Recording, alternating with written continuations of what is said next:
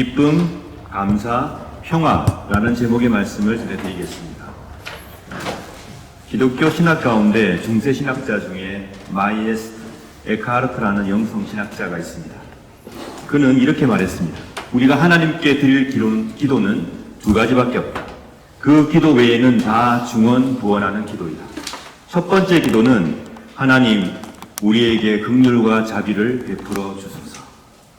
성가대가 늘 우리 예배 시간에 노래를 하죠. 키리에 엘레이손, 우리를 불쌍히 여겨주소서.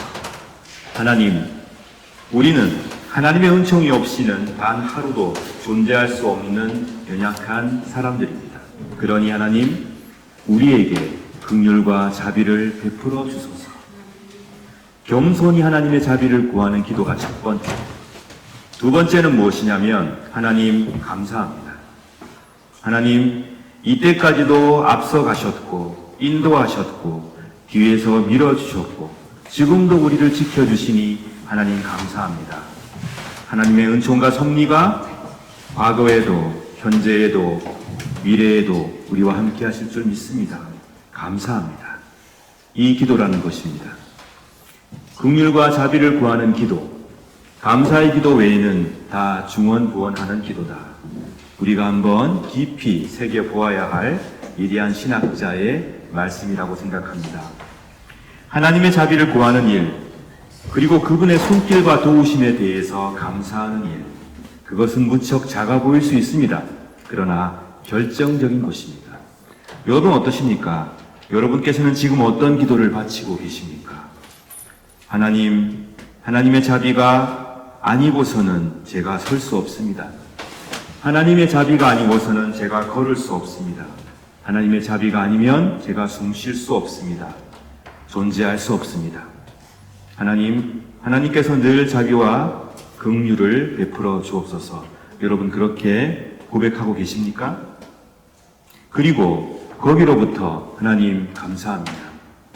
과거를 돌아보니, 현재를 살다 보니, 미래를 생각하니 하나님 감사할 일밖에 없습니다. 매일매일 매 순간이 하나님의 자비와 은총의 선물인 것을 깨닫습니다. 하나님 감사합니다. 여러분은 그렇게 기도하고 계십니까?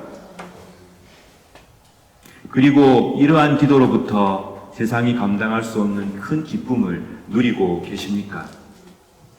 우리는 모두가 다 평화로운 삶을 원하고 기쁨이 넘치는 삶을 원합니다. 그런데 실상은 그렇지가 못한 것 같습니다. 오늘 빌립보서 4장 4절 이하의 말씀을 보니 사도 바울이 사랑하는 빌립보 교인들에게 권면을 하고 있습니다.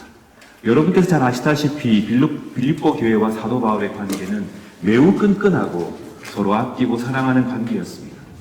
아낌없이 후원하고 기도했던 빌립보 교회, 그리고 사도 바울은 늘 빌립보를 향해서 자기의 사랑과 연민과 그리고 열정을 드러내었던 것이죠.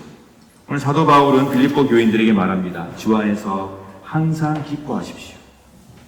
다시 말하거니와 기뻐하십시오. 7절에서 말합니다. 그 누구도 측량할 수 없는 그리스도의 평안, 곧 평화, 에이레네가 여러분의 마음과 생각 가운데 풍성히 임하실 것입니다. 복음을 믿고 기독교인이 된 후 그 빌립보 교인들은 새로운 삶의 지평을 열고 살아갔습니다. 이전의 삶의 관점을 버리고 복음 안에서 새로운 그리스도인들로 살아갔던 것입니다. 그리고 그 그리스도인들을 향해서 사도 바울은 기쁨의 권면을 하고 있습니다.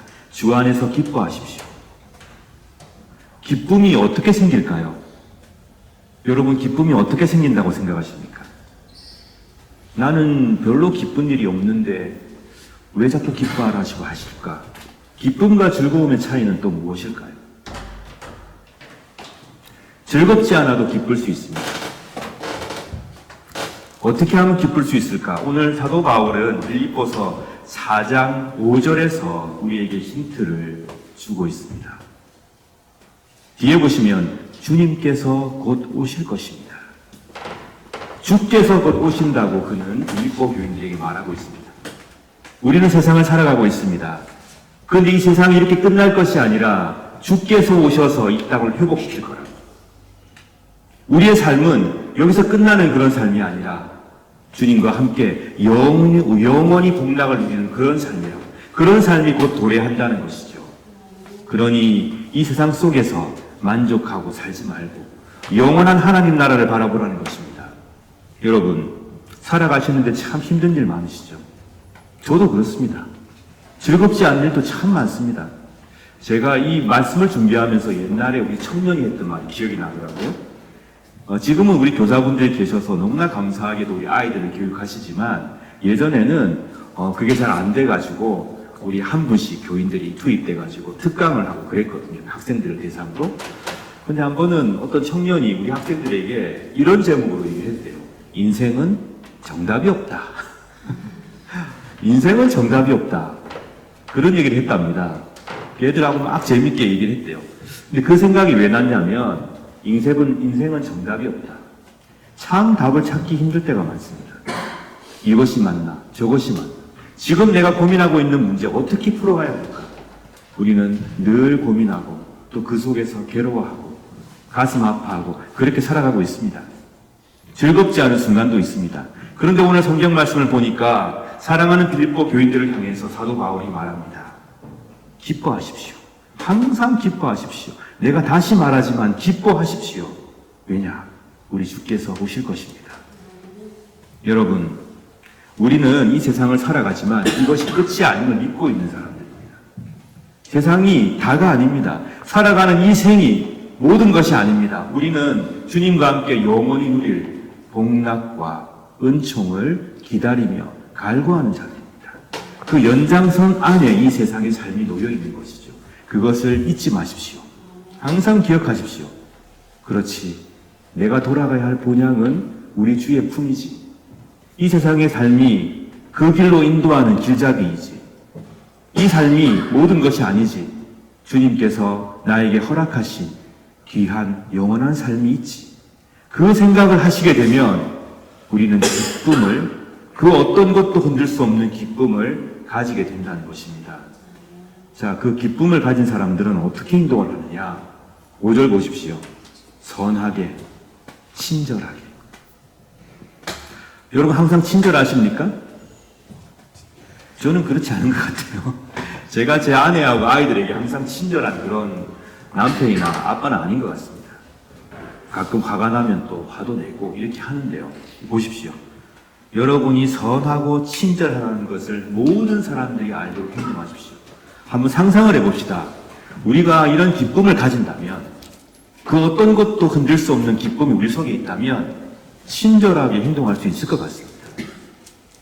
왜냐하면 나에게 이런 기쁨이 있는데, 우리 주께서 나에게 이런 기쁨을 주셨는데, 라는 마음을 갖고 살아간다면 우리가 친절을 베풀 수 있지 않을까. 사도 바울의 권면처럼 친절하게 남을 대하고 사람들이 저분은 참 남을 배려하는 사람이다. 그렇게 말할 수 있지 않을까. 그런 생각을 하게 됩니다. 걱정 많은 우리에게 사도 바울은 이렇게 권면합니다. 걱정하지 마십시오. 4장 6절입니다. 모든 것을 하나님께 구하고 아뢰십시오. 어떻게 구하라고 합니까? 감사하는 마음으로 하나님께 아뢰십시오. 여러분, 감사를 습관화하시기 바랍니다. 그냥 머릿속으로 하지 마십시오. 입으로 되뇌이시기 바랍니다. 무엇이 감사한지, 무엇이 참 고마운 일인지 한번 찾아보십시오. 지금 여러분이 앉아 계시는 그 자리에서 뭐가 감사한가? 이 자리에 와 있는 거 참 감사하다. 뭐가 감사한가? 내 가족들, 물론 항상 나에게 기쁨을 주는 건 아니지만 가족이라는 존재가 참 감사하다. 그런 마음을 가져보시기 바랍니다. 그리고 그 감사의 끝을 따라가다 보면 감사하다. 우리 주님께서 나를 구원하셨구나. 하나님께서 세상을 창조하시고 존재할 수 있게 허락하셨구나. 이런 감사까지 나아갑니다. 여러분께서 입으로 감사를 되뇌이시고 그 감사를 기록하시고 늘 생각하신다면 여러분의 마음속에 걱정이 점점 사라질 것입니다. 여러분께서 어떤 문제에 대해서 걱정을 한 4시간, 5시간 한다고 해서 그 문제가 해결됩니까? 해결이 안 됩니다. 우리는 고민해야 됩니다. 무엇을 바르게 해결할지, 무엇을 우리가 바로 판단할지 고민을 해야 되지만 걱정만 한다고 해서 해결되는 문제는 세상에 하나도 없습니다. 감사하시기 바랍니다. 하나님께. 사태를 호도하자 이런 말이 아니고요. 우리가 지금 처해 있는 이 상황 속에서 감사할 것이 있는가를 돌아보자는 말씀입니다. 분명히 있습니다. 우린 지금 여기에 앉아 있습니다. 예배 드리고 있습니다. 이것 자체도 감사한 일입니다. 그렇게 감사하시고 걱정하지 말고 하나님께 구하고 아뢰시기 바랍니다. 그리하면 우리 주 예수 그리스도 안에서 그 어느 누구도 측량할 수 없는 평화, 평안, 에이레네, 헬라어 에이레네입니다. 이 평화가 여러분의 마음과 생각을 지키시고 그 가운데 풍성이 임할 것이요.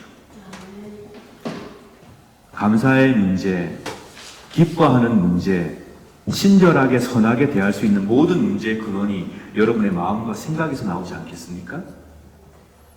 우리의 마음과 생각이 바뀌면 우리는 선하게, 친절하게 이웃을 대하게 될 것입니다. 그러니 기뻐하기 위해 노력하고 흔들 수 없는 근원적인 평안과 희망이 무엇인지를 항상 고민하고 그 속에서 묵상하고 하나라도 감사할 거리를 찾아보십시오. 차고 넘치실 겁니다. 처음엔 힘들 거예요. 뭐가 감사하지? 난 힘든데 지금? 근데 곰곰이 생각해 보시면 지나왔던 순간, 감사했던 순간, 지금 내가 누리고 있는 감사한 것들, 앞으로 내게 주실 하나님의 축복에 대한 감사, 이런 것들이 여러분 마음속에 넘쳐날 겁니다. 걱정하지 말고 그런 마음으로 기도하시고 기쁨을 꼭 회복하시길 바랍니다. 그리하여서 우리는 서로에게 참 기쁨이 되어주고 참 평안이 되어주고 내가 잠깐 잊고 있었는데 우리 교인 누구를 보니까 내가 기뻐해야 되겠다. 내가 지금 많이 인생의 문제 속에 찌들어 있었는데 교회 와서 딱 만났는데 저분 보니까 내가 감사해야 되겠다. 이런 피드백을 또 이런 영향을 서로 주고받는 그런 공동체가 되길 바랍니다. 여러분께서 저를 보시면서 내가 힘들었는데 목사님 보니까 힘이 난다. 기뻐해야 되겠다. 감사해야 되겠다. 반대로 제가 여러분 보면서 나 이런 문제 때문에 고민이 많았는데 우리 교인들 만나니까 참 내가 더 기뻐해야 되고 더 감사해야 되겠다. 하나님께서 참 우리를 사랑하시는구나. 그런 생각을 할 수 있기를 진심으로 바랍니다. 제가 여러분과 함께 예전에 나누었던 시인데요. 한 번 더 읽어드릴게요. 박노해 시인의 길 잃은 날의 지혜라는 시입니다. 큰 것을 잃어버렸을 때는 작은 진실부터 살려가십시오. 큰 강물이 말라갈 때는 작은 물길부터 살펴보십시오.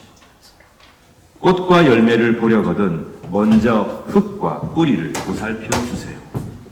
오늘 비록 앞이 안 보인다고 그저 손 놓고 흘러가지 마십시오.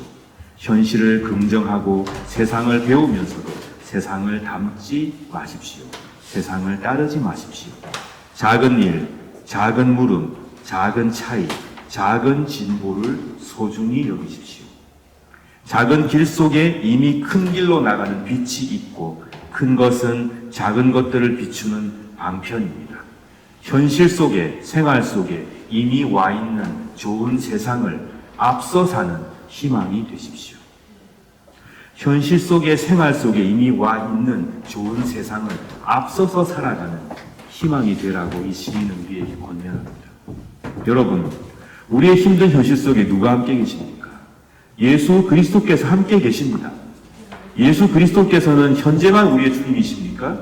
아니면 과거에도 그러셨습니까? 미래는 어떻습니까?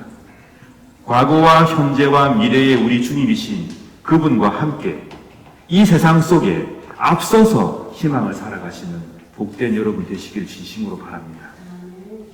세상이 발전과 스피드만을 얘기를 할 때, 그래서 세상 속에 각박함과 바쁨만이 존재할 때 우리는 하나님께서 우리에게 말씀하신 가치와 사랑과 희망을 생각하고 감사하며 살아갈 수 있기를 진심으로 축원합니다.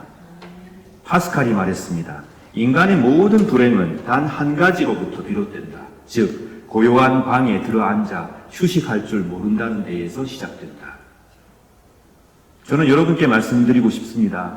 불행하고 힘들게 어렵게 또 안타깝게 여기는 문제로 괴로워하고 계신다면 먼저 겸손과 감사와 기쁨을 우리를 위해서 십자가를 지신 예수 그리스도 안에서 회복하시기 바랍니다. 하나님 안에서 고요한 시간을 가지시고 그리스도 안에서 그 감사와 기쁨을 먼저 회복하시기를 진심으로 축원합니다.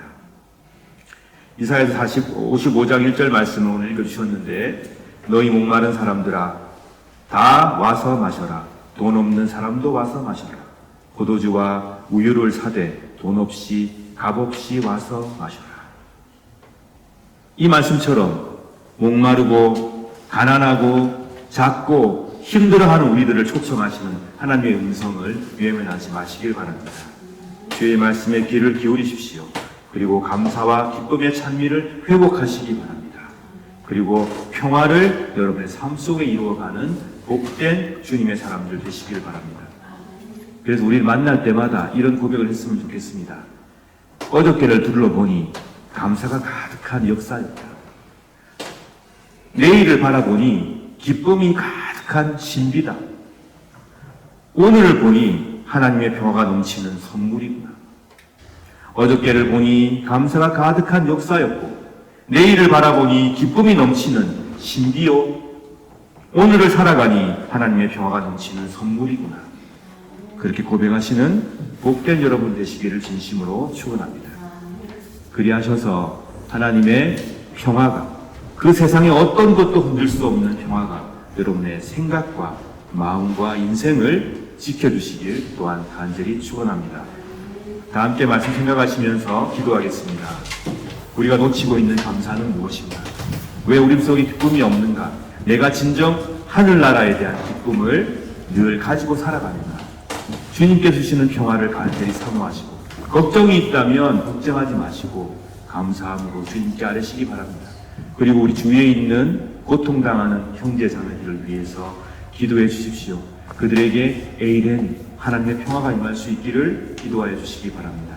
우리 교회 직분자들과 봉사하시는 모든 분들, 우리 교회 자녀들, 청년들 위해서 기도하여 주시고 이 세상의 평화, 주께서 원하시는 평화가 분쟁이 가득한 지역 속에 꽃필 수 있도록 기도해 주시기 바랍니다.